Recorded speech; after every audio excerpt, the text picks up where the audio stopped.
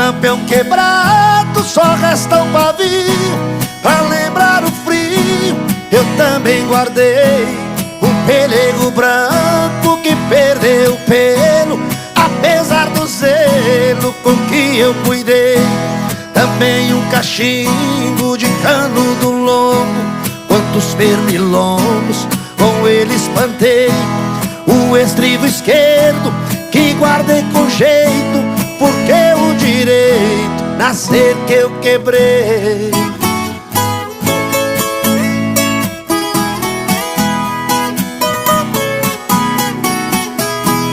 A nota fiscal já toda amarela, da primeira cela que eu mesmo comprei lá em Soledade, na casa da Cinta, 230 na hora pra